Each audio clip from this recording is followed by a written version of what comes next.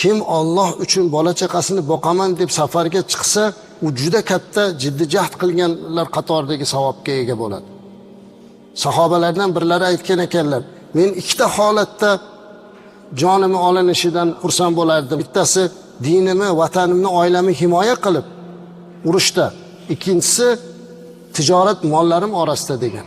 Shuning uchun mana o'sha safarlarda yurgan, rizq talab qilib yurgan azizlarimiz o'sha Alloh uchun deb chiqyapti, rizqlarini o'sha joyda halol talab qilib, halollik bilan tezroq uylariga qaytishligi kerak azizlar.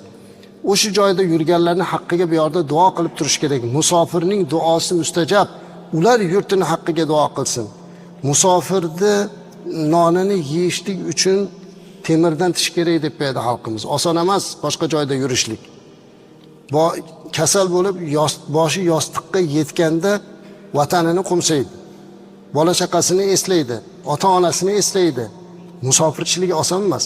Alloh mana shu safarlarda o'zi baraka bersin, ularni muhofaza qilsin.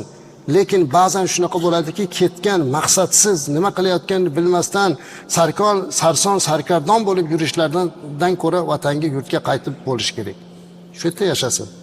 Ammo bola chaqasini ham eslamasdan chiqib ketib, bunaqa holatlardan guvoh bo'lyapmiz.